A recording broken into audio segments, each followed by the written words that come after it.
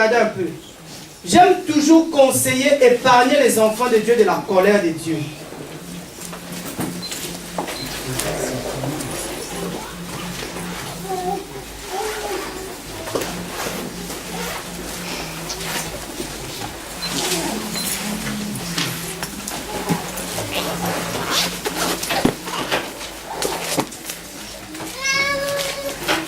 Je peux me donner ma Bible parce que...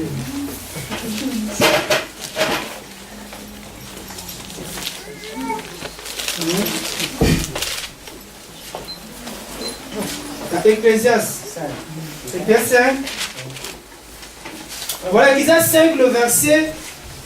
Je vais commencer au verset 4.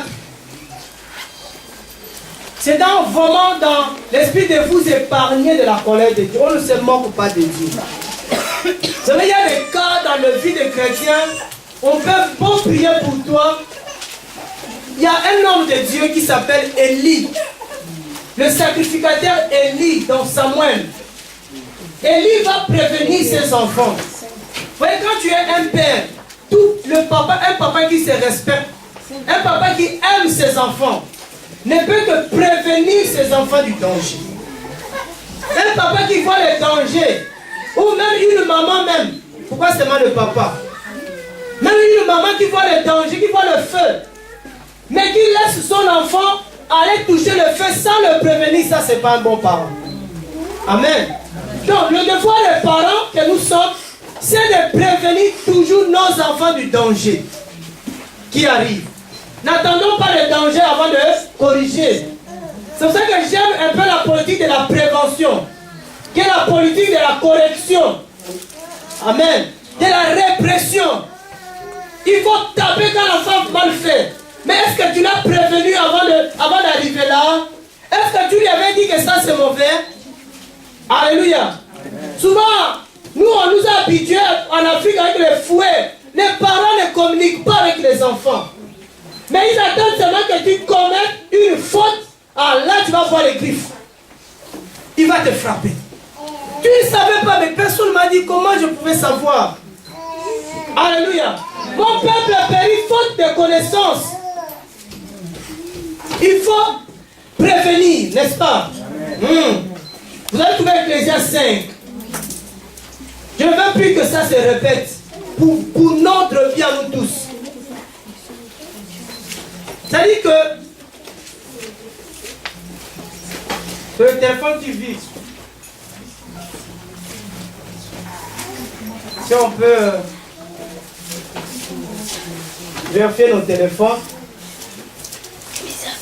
C'est quoi le téléphone que j'ai donné à Constantin, peut-être?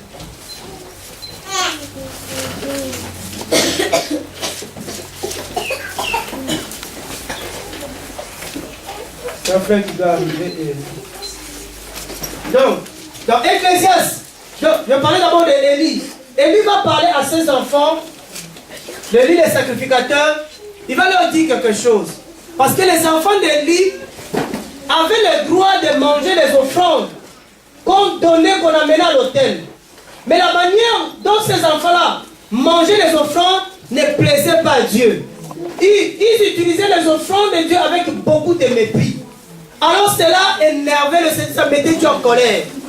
Alors leur père, qui les aimait, je pense, va leur dire, si vous avez affaire avec un homme, Dieu, il va intervenir pour vous. C'est-à-dire, si tu as un litige, tu as un problème avec ton frère, Dieu peut intervenir. Mais si tu as un problème avec Dieu, qui va intervenir pour toi? Alléluia. Amen. Personne ne peut intervenir entre toi et Dieu. Jésus a essayé. Il passait toute la journée le front contre la terre. Mais Dieu a dit, relève-toi. Ce peuple a commis un péché. Il faut que le péché soit réparé. Sinon, moi, l'Éternel, je ne marcherai plus avec vous. Frère, on peut gêner pour toi. On peut faire 40 jours pour toi. Mais si cette affaire-là, c'est entre toi et Dieu, il faut seulement une repentance. Alléluia. Alors dans Ecclésiaste, on l'appelle aussi le sage, le prédicateur. Il va nous prêcher. Il dit au verset 4, quand tu auras fait un vœu à Dieu, ne diffère point de l'accomplir, car il ne prend point plaisir aux insensés. Accomplis donc le vœu que tu as fait. Il vaut mieux que tu ne fasses point de vœu que d'en faire et de ne pas les accomplir. Ne permets pas à ta bouche de te faire pécher et ne dis pas devant l'envoyé de Dieu que c'est une erreur. Pourquoi Dieu s'irriterait-il de tes paroles et détruirait-il l'ouvrage de tes mains? Alléluia. Donc, ça c'est te prévenir. Ne prends pas un engagement que tu sais que tu ne peux pas accomplir. Nous, on n'est pas là pour dire aux gens, frère, donne par la foi. Même si tu sais que tu n'as rien, ça, c'est pas bon pour le témoignage de l'église. Alléluia. Non. Parce que ma Bible, à moi, me dit quoi? C'est Dieu qui donne la sémence au semeur. Donc, je comprends que si Dieu m'a rien donné, je ne peux pas donner. Alléluia. Amen. Mais si Dieu t'a donné, tu peux donner. Je n'ai pas dit, vous avez vu que je n'ai pas dit tu dois donner. J'ai dit tu peux donner. Alléluia. C'est comme ça que je vous ai dit dernièrement que Dieu va dire à Abraham, je te bénirai.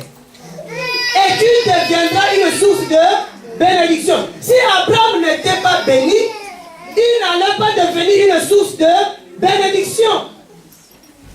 Malheureusement, quand même, il y a un côté où il y a des gens qui sont bénis, mais qui n'arrivent pas à bénir les autres. Ça, c'est l'égoïsme. Mais si Dieu te bénit, tu dois bénir. Amen. Donc, ne fais pas de vœu ici. Ne veux pas voir. L'homme de Dieu ne veut pas voir notre frère pour lui dire, frère, moi, je te donnerai 50 €. Et il arrive à la fin du mois, à la date que tu as donnée, tu commences à fuir même le culte. Il y en a après, ça faisait 3 mois, ils ne venaient plus. Parce qu'ils pensaient que non, on va les attraper. Alléluia. Et à l'époque, même, j'avais dit même à Nathalie, arrête seulement avec ces cahiers-là, parce que, voilà, ça devient comme si on est derrière les gens. Quand tu as pris l'engagement, personne n'est venu te voir. Donc, continue à faire la même direction, la même démarche. Amen. Ça dépend de tes moyens, ça dépend de comment Dieu te bénit. C'est pour ça qu'on ne fixe jamais des montants. On ne dit pas ici, bon, ceux qui ont 100 € passent, on va prier pour eux. Ou ceux qui ont 1000 €. Non. Ça, c'est créer un désordre, créer la concurrence, créer beaucoup de choses dans le cœur des enfants de Dieu. Mais en cachette, entre toi et Dieu, tu vas voir le frère.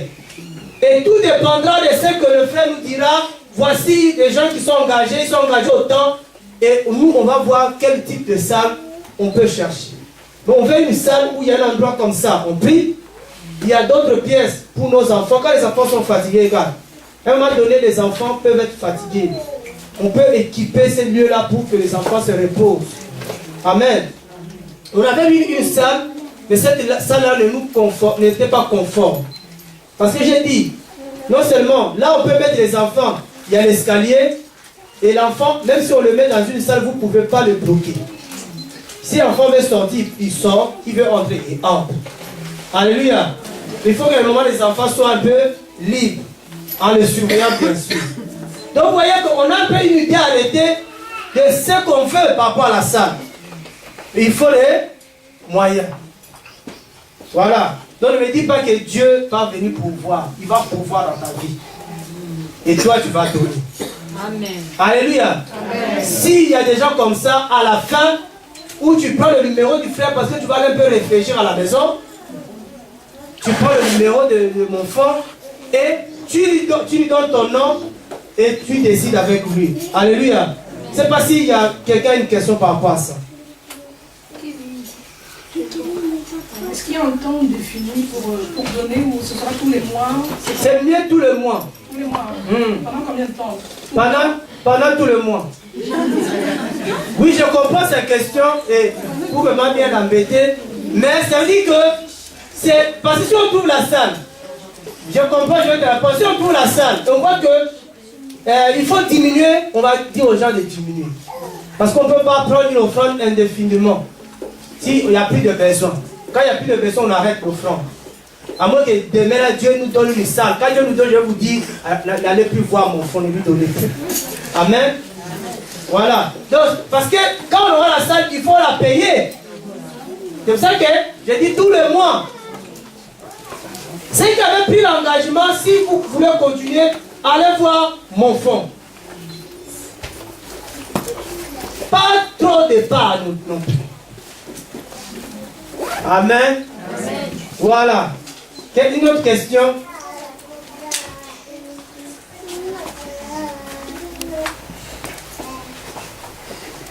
Une question personne?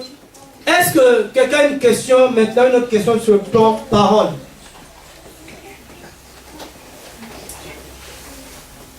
Par rapport à la parole.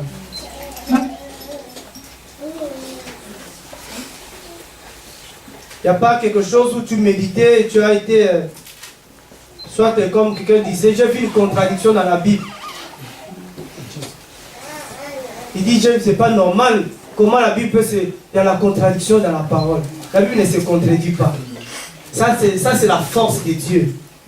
Au moins 40 personnes que Dieu a utilisées pour écrire la Bible.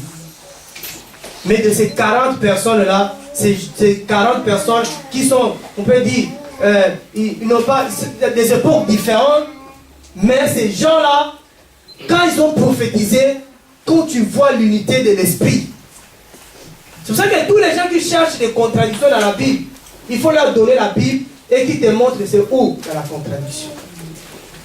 Oui, Paul se contredit avec Pierre. Non, Paul et Pierre ne se contredisent pas. Ils disent la même chose.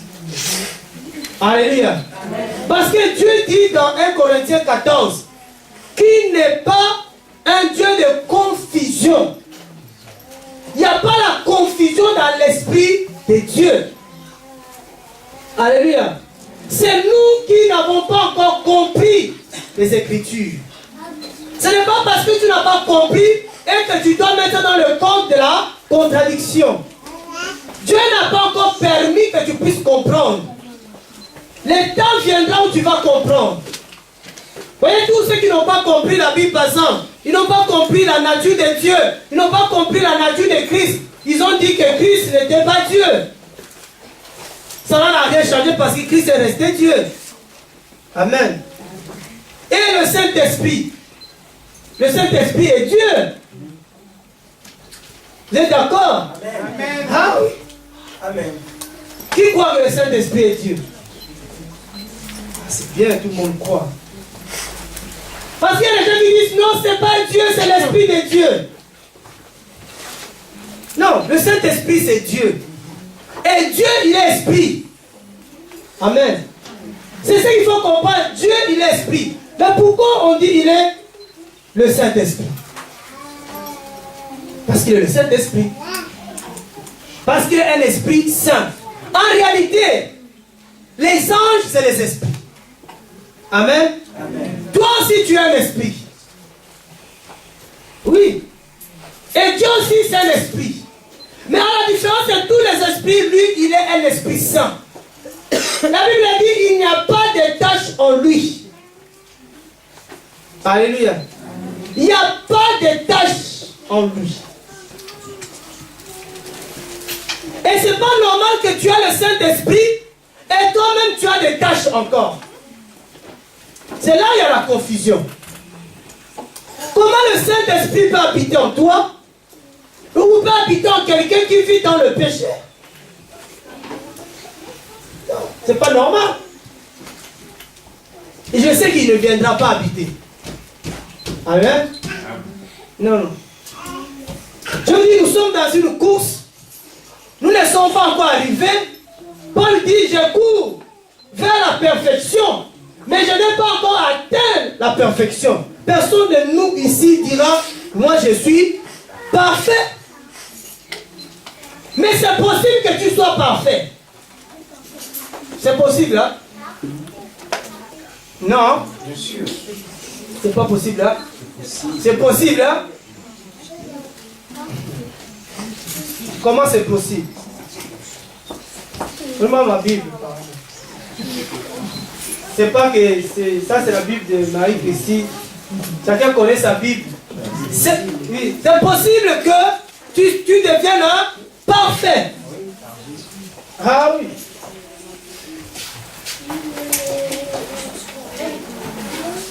On va faire cet exercice-là, comme dimanche dernier. C'est possible. Qui dit que c'est possible? C'est possible. Pourquoi vous dites que c'est possible?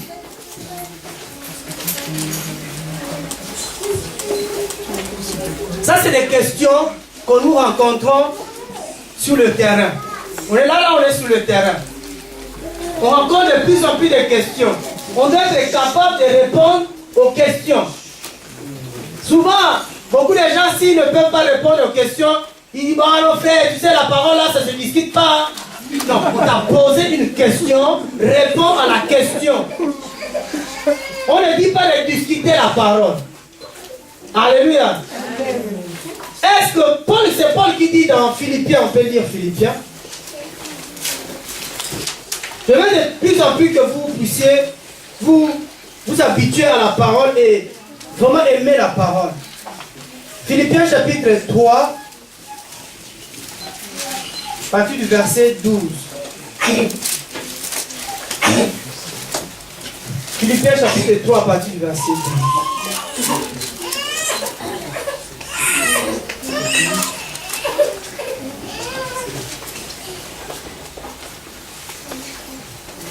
Paul dit, non que j'ai déjà atteint le but, ou que je sois déjà rendu accompli, mais je poursuis ce but pour tâcher d'y parvenir.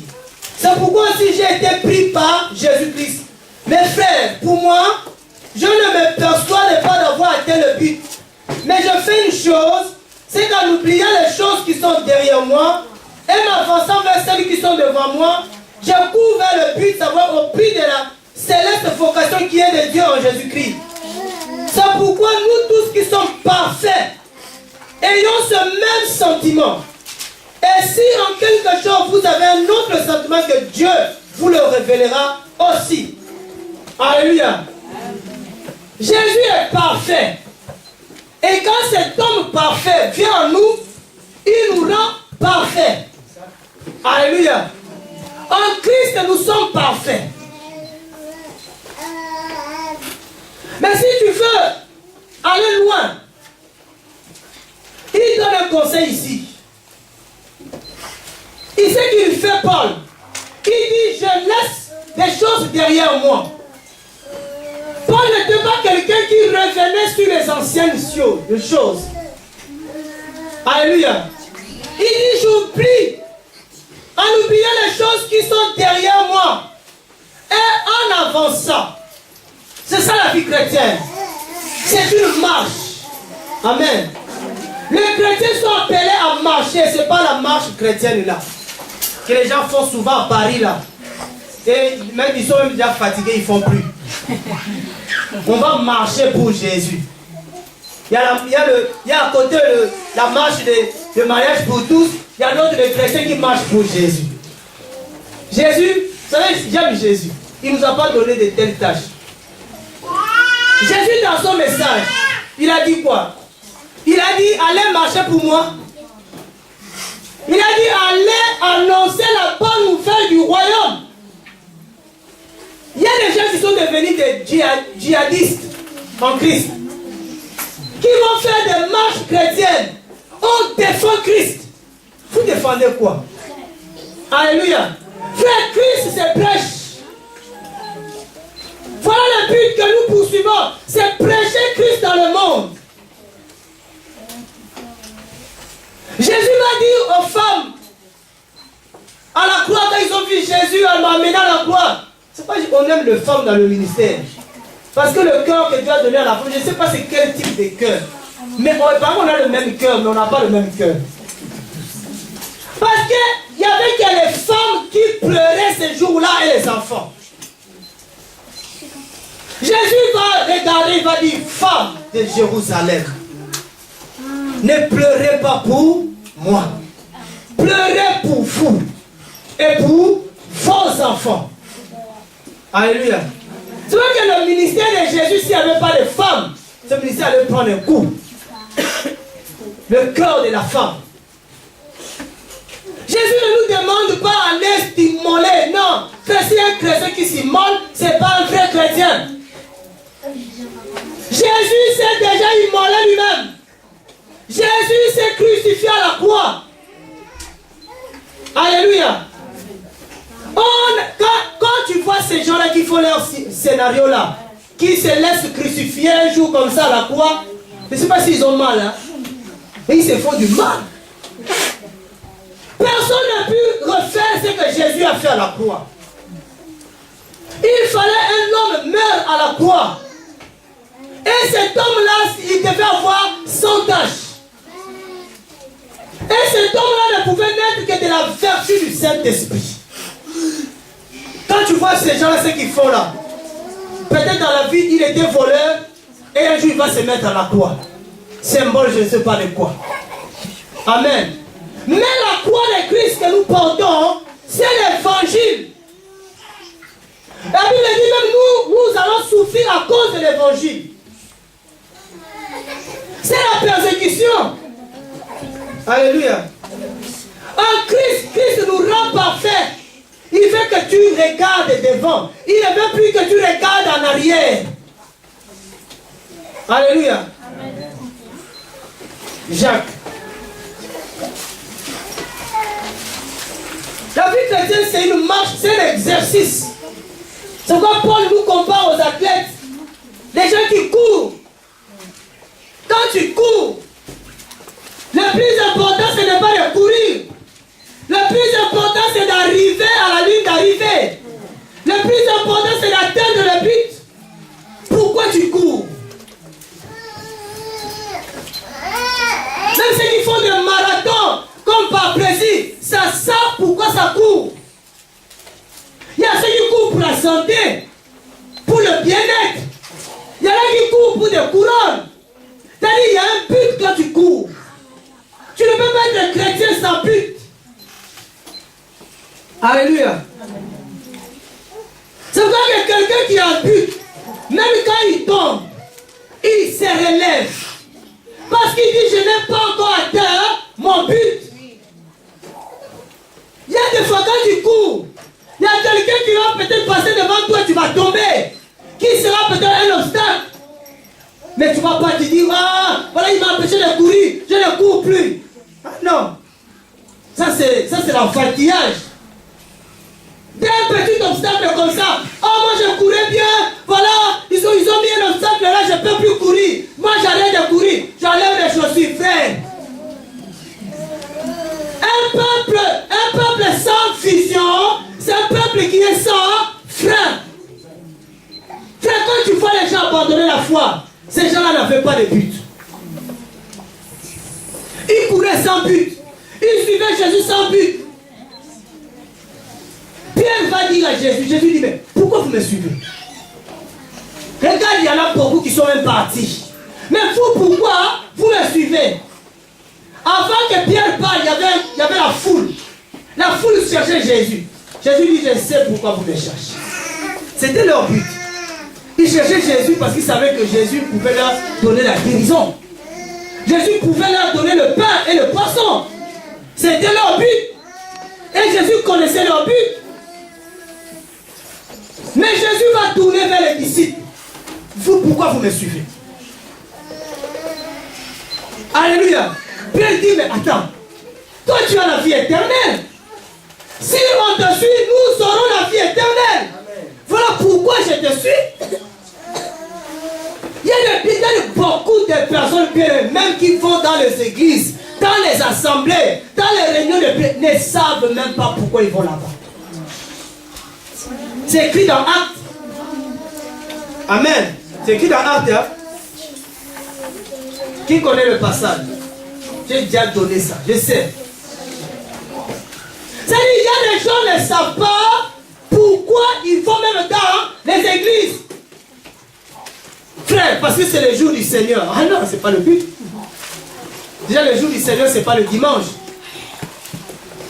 Alléluia. Dieu, c'est tous les jours. C'est pas seulement le dimanche que tu pries.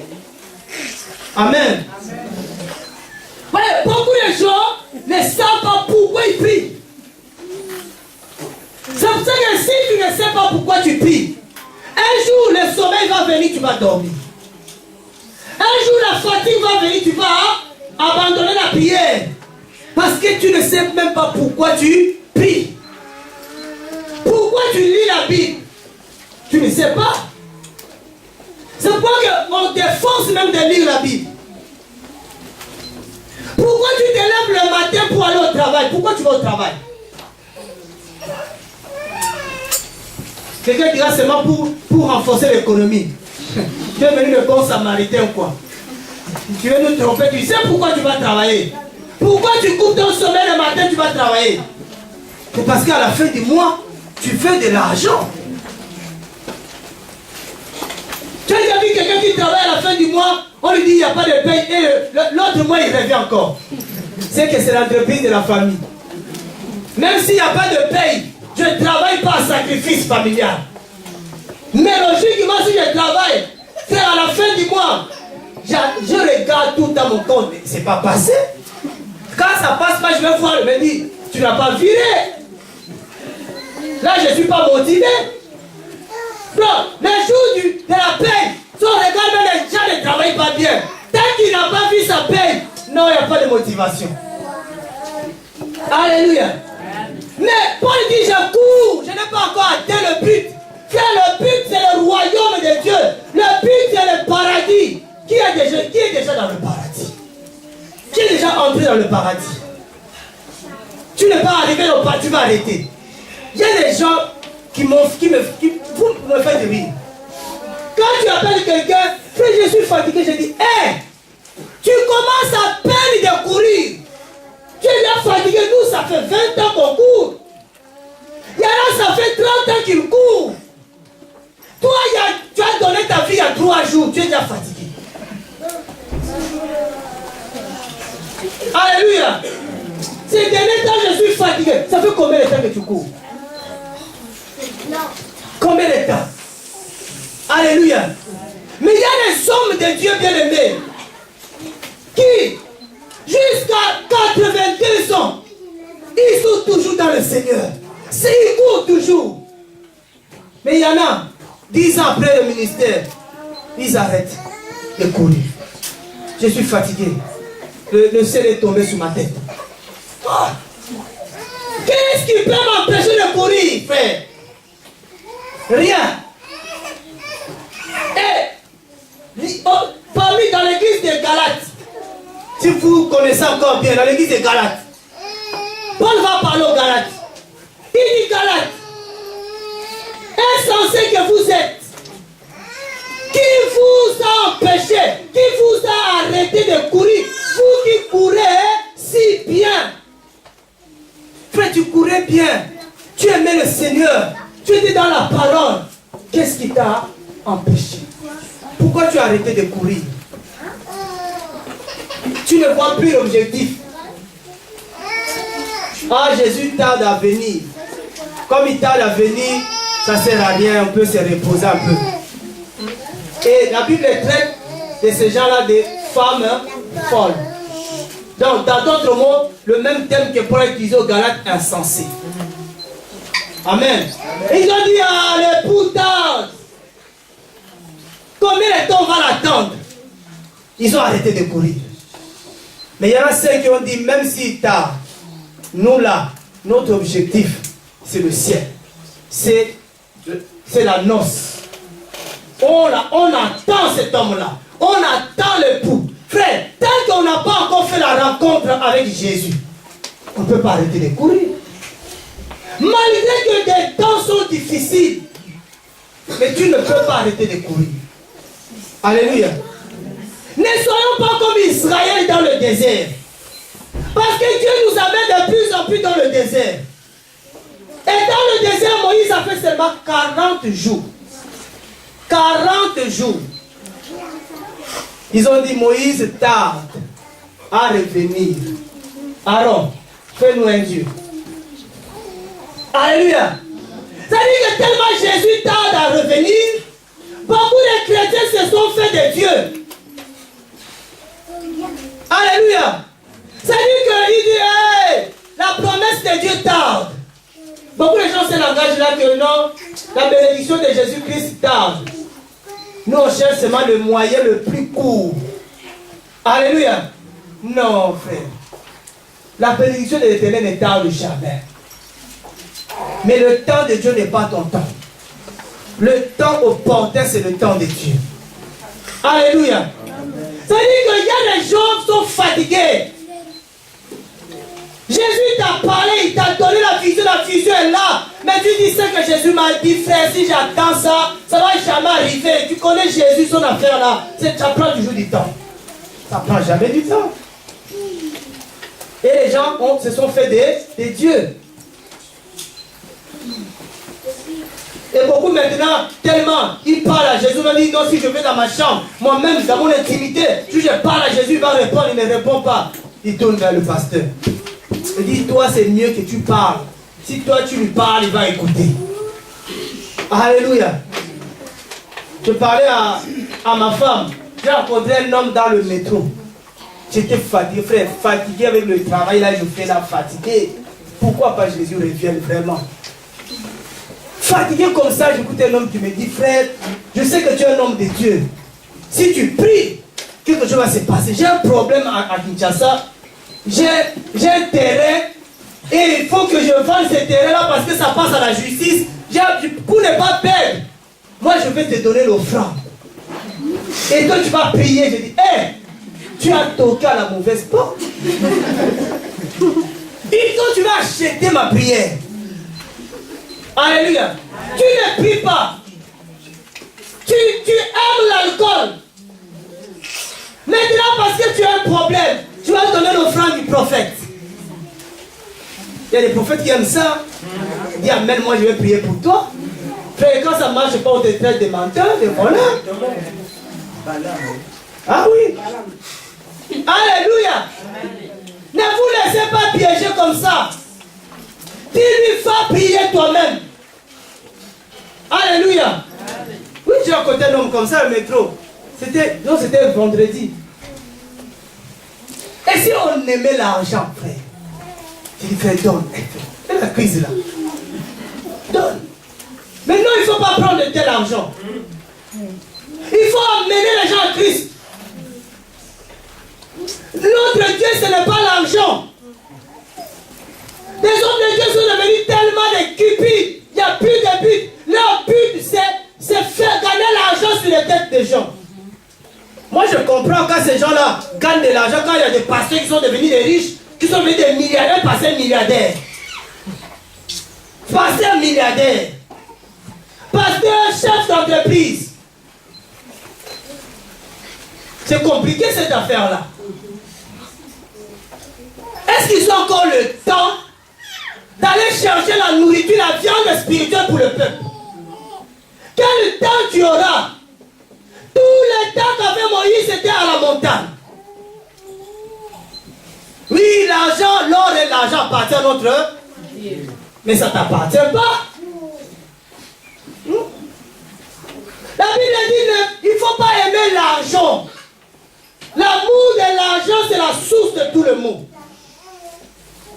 Quand tu regardes la majorité de tous ces pasteurs qui sont devenus des riches là, beaucoup ne sont plus en communion avec le Seigneur. C'est-à-dire qu'ils ont dévié le but. Ils n'ont plus la vision du royaume. Ils n'ont plus la vision du ciel. Ils ont seulement la vision de l'argent. Comment gagner l'argent? Comment devenir prospère? Parce qu'il s'est écrit dans Jean, je souhaite que tu deviennes prospère. Et ils n'ont pas compris que le même Jésus dit, n'amassez pas les trésors de la terre, mais amassez plutôt les trésors du ciel. Frère, ne demandez pas beaucoup. Demande ce qu'il faut pour que tu arrives à soutenir ta famille. Tu arrives à nourrir ta famille. Tu arrives à répondre à tes besoins. Tu arrives à soutenir l'évangile. Si tu veux devenir riche, trop riche, tu vas tomber dans le péché. Regarde Élisée. Le but d'Élisée, ce n'était pas de devenir riche. Naaman amène tellement de présents. Il dit à Naaman, tu vas retourner avec ça.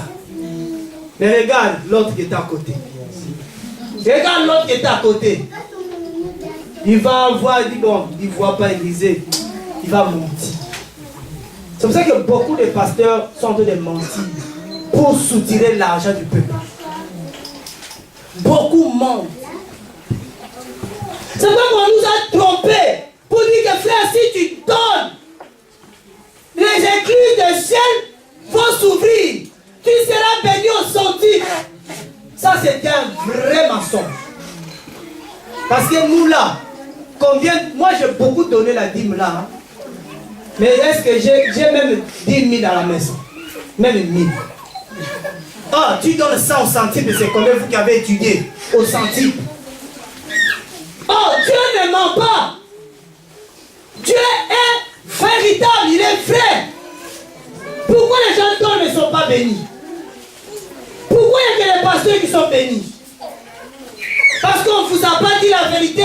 Que si tu donnes dans le but de recevoir, tu ne seras pas béni. Mais si tu donnes parce que tu aimes Dieu, tu seras béni. Amen. Alléluia. Amen.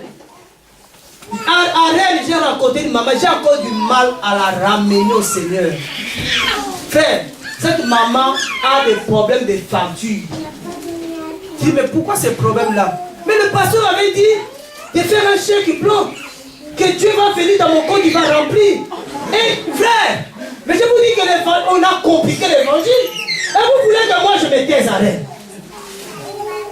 Oh frère, reste-toi un peu souple avec les pasteurs. Frère, vous savez pas ce que nous galérons. Cette maman pleure. Elle a fait un chèque. Le pasteur a retiré l'argent, donc elle est entrée dans le découvert. Mais elle n'arrive pas à payer ça. Où est la foi? Où est l'ange Gabriel qui allait passer dans son compte pour remplir le compte? Alléluia. Amen. Non. Moi je vous dis tout à si Dieu t'a pas donné, ne donne pas. C'est lui qui vole et qui donne. C'est de la malédiction. C'est mépriser l'église, c'est mépriser le Seigneur. Il y a un pasteur qui a dit, même si tu vas te prostituer, nous on a besoin de l'offrande. Ah oui. Il y a un homme qui a posé la question à un pasteur. J'ai cette cassette là encore à la maison. Si vous voulez, vous allez voir. Quelqu'un lui dit, imaginons quelqu'un vient à l'église. Et la tête du pasteur ne lui plaît pas. C'est-à-dire il n'aime pas ce pasteur-là. Mais il doit quand même donner la dîme. Le pasteur a dit, que la tête du pasteur te plaise ou pas, la dîme tu dois. Vous imaginez? Il y a un autre qui va dire quoi? Qui va interpréter, il dit, la Bible dit que quand tu as ton offrande, et tu as quelque chose contre ton frère, va d'abord mettre ton offrande dans le panier, et après tu vas aller te réconcilier. Frère, voilà le mensonge entre dans l'église. Dans ton cœur, tu as un problème avec ton frère, tu viens donner l'offrande. Tu sais comment Dieu t'appelle? Comment? Caïn. Dieu ne prend pas plaisir à de telles offrandes. Mais les gens sont devenus tellement cupides. Ils sont même capables de transformer les Écritures pour gagner leur argent. C'est leur but, c'est l'argent. Notre but, frère, c'est le salut des âmes. Si tu as un problème avec ton frère, va d'abord arranger ton frère. Parce que tu viens que remplir les bancs ici. C'est Dieu. Quand Dieu vient là, il voit combien de personnes. Parce que Dieu regarde les cœurs.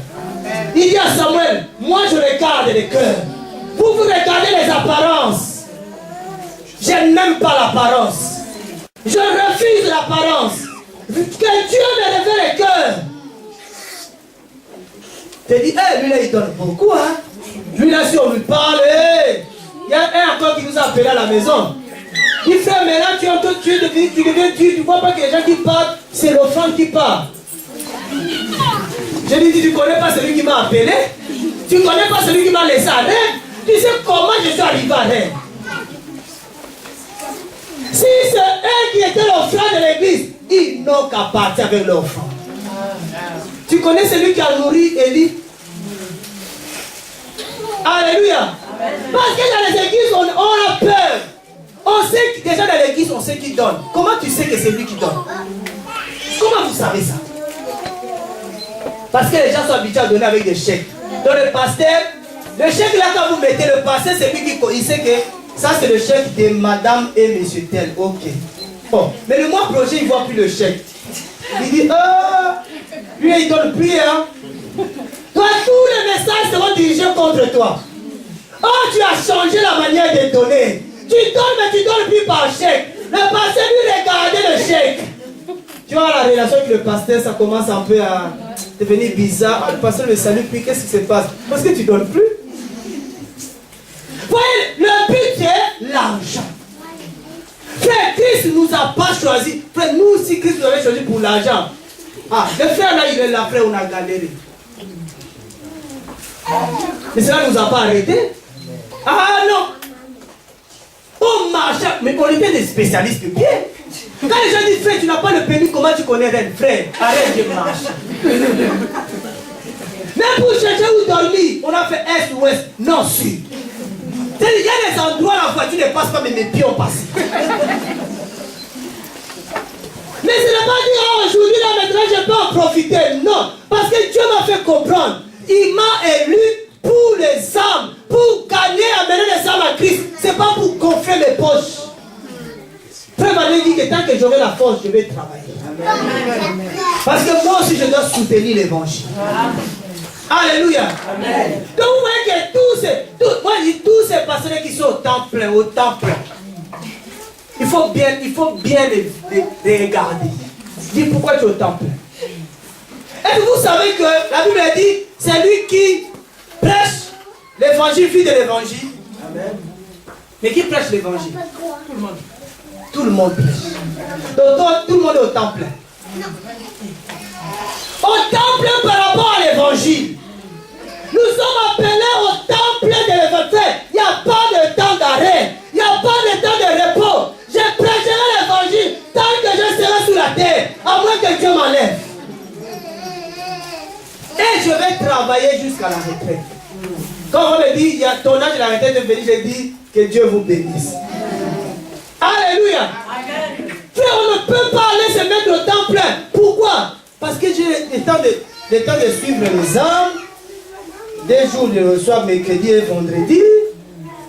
Les écouter, prier pour eux. Tu regardes comment les gens, même quelqu'un m'a dit, tu as de plus en plus de cheveux blancs.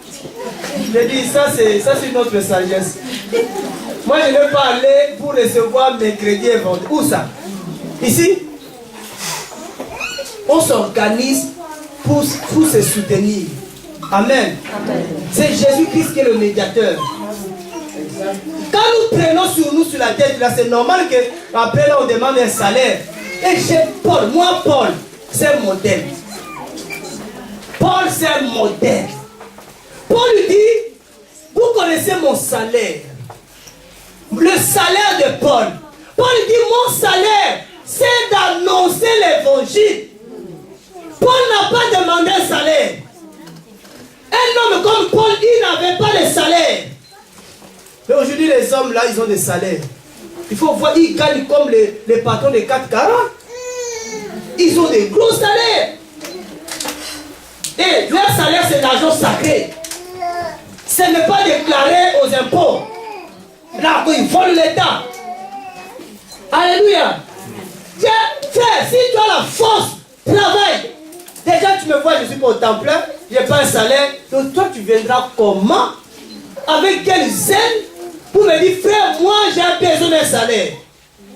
On va t'envoyer quelque part. Alléluia. Je vais te regarder seulement les mains. Tu as 10 doigts, tu as les mains. Si tu n'as pas même 10 doigts, je sais où tu peux travailler avec tes handicaps. Je connais. Je vois des gens qui sont handicapés, mais qui travaillent. Vous voyez, au côté Citroën là-bas. Ah oui, il y en a plein. Donc tu me donneras pas cette raison-là.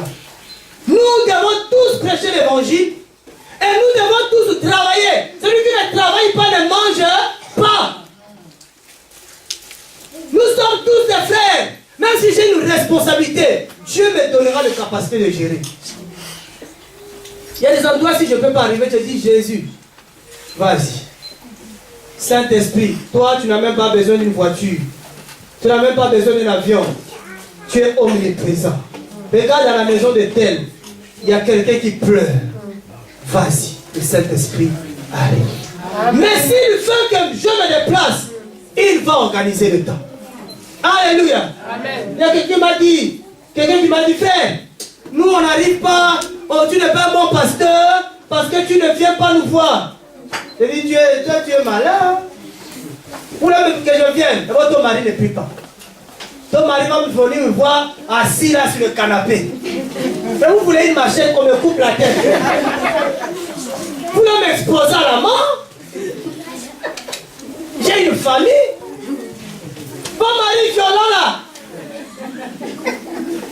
Quelqu'un seulement un jour au téléphone m'appelle. Mais il était fâché. C'est toi Tasse? Oui, c'est moi. Il fait, moi je vais ranger ça.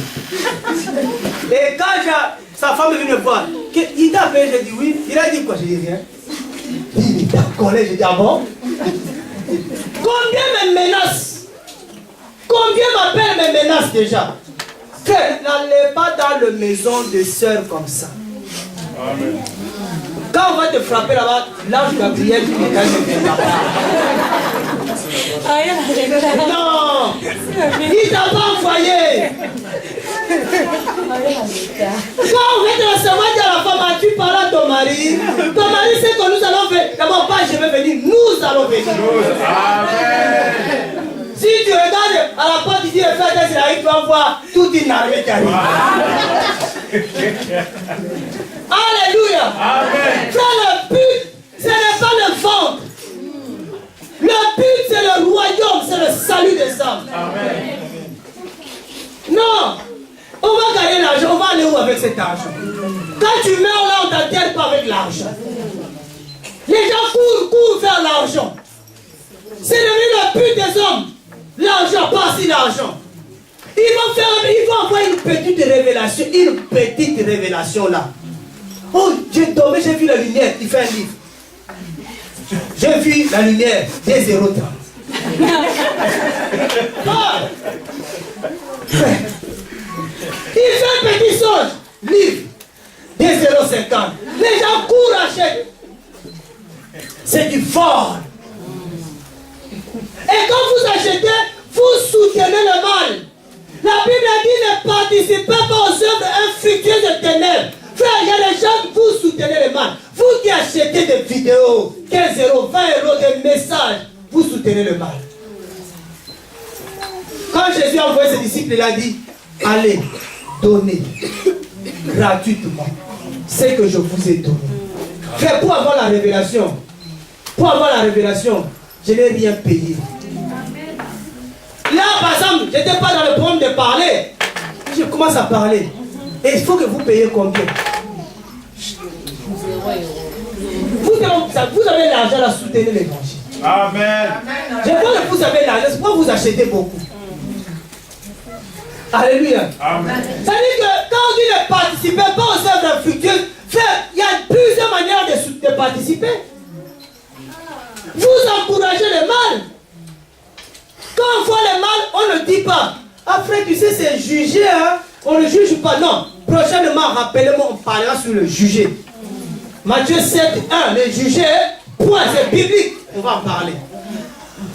Et les jours là, je sais que vous allez devenir des grands juges. Vous allez plus laisser le mal comme ça. Vous allez parler. Regarde les politiciens. Dès qu'ils font un mal, ça passe à la télé. Ça parle. Mais nous, frères, on se tait. Alléluia. Non. On doit s'élever pour la vérité. Alléluia. Amen. Beaucoup de gens ont peur de parler. Parce que nous avons peur de réaction. Je dis, si je lui dis la vérité, il va me fuir. Tu penses que moi je suis attaché à toi? Ah, non. Tu sais combien de gens j'ai rencontrés dans la vie spirituelle là? Et combien ils sont détachés? Moi j'aime la vie au temps d'Abraham. Il n'y avait pas de téléphone. Quand Abraham a quitté son père, il est allé loin. Je pense qu'il a pris ton père est mort. Les gens allaient loin. Il mettait sa famille sur des nanas, allons-y. Cherchons la fille, je ne sais pas où. Nous-mêmes, on est là, la fille s'appelle encore. On est encore en communication. Quelle grâce. Au temps d'Abraham, tu es là, il n'y a plus contact. C'est fini. Alléluia. Donc tu penses qu'on est attaché à toi. Si toi, tu ne viens plus, si on ne te voit plus, on va pleurer. Là, nous pleurons parce que tu meurs dans la foi. C'est ta foi qui nous intéresse. C'est ton âme qui nous intéresse. Ce n'est pas ta présence. Il faut que tu comprennes que si tu viens, tu pries, c'est pour toi d'abord. C'est pour toi. Alléluia. C'est pour toi. Et si tu as ce but-là, si tu as cette vision, tu ne peux pas t'arrêter. Il y en a pour qu'ils soient là. Il faut que le samedi là, on a appelé. Quand il y a un coup de fil, c'est comme si on t'a réveillé. Et dimanche, tu viens. Sinon, mardi, on ne te voit pas. C'est vrai que mardi aussi, on est là. Ouais. Vendredi aussi, on est là. Ouais. Mercredi, là, on sera chez maman jeudi. Ouais. Je ne l'ai même pas demandé. Je dis Amen. Alléluia. Amen. Donc, à partir de 19h, mardi, on est là. Toi, que dimanche qu'on te voit. Parce que c'est le jour du... Jésus va venir à lundi. Il va te voir. Il va venir à son jour. Alléluia. Amen. Voilà. Qui a compris? Amen. Qui a un but? C'est quoi ton but? C'est quoi ton but avec le Seigneur? Pourquoi tu cours? Qu'est-ce que tu cherches avec Jésus-Christ? Tu vois que ce n'est même pas la maladie qui peut t'arrêter. Il n'y a pas un obstacle devant le Seigneur. Tout ce qui était devant le chemin du paradis de la vie éternelle, il faut les enlever. Il n'y a pas plus important que la vie éternelle. Il n'y a pas plus important que la vie éternelle. Hey, ça c'est l'enfer. On est en enfer. Il y a des gens qui ne savent même pas si demain ils vont manger. Il y a des gens qui pensent à une seule chose, c'est mourir. Il y en a qui en ont marre de ce monde. Mais il y a des gens qui cherchent à s'approcher encore à la terre. Non. J'ai grandi dans la pauvreté, je ne vais pas mourir pauvre. Tu es pauvre? Alléluia. Amen. Toi, les raisonnements. J'ai mangé des pâtes, je ne vais plus manger des pâtes. Et c'est mauvais de manger des pâtes. Il y en a qui mangent tous les jours des pâtes. Hein? Ou du riz. Chaque jour, pâtes, viande hachée, pâtes, viande hachée. Et je vis. Tu peux vivre avec ça.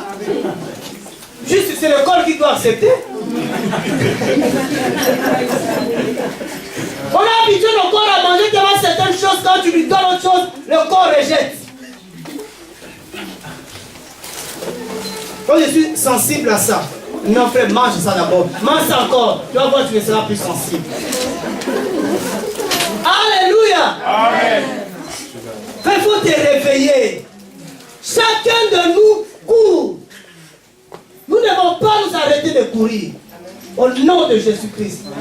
S'il y a quelqu'un qui veut t'empêcher de courir, tu lui dis frère, la course là c'est individuel. Amen. Le salut là c'est individuel.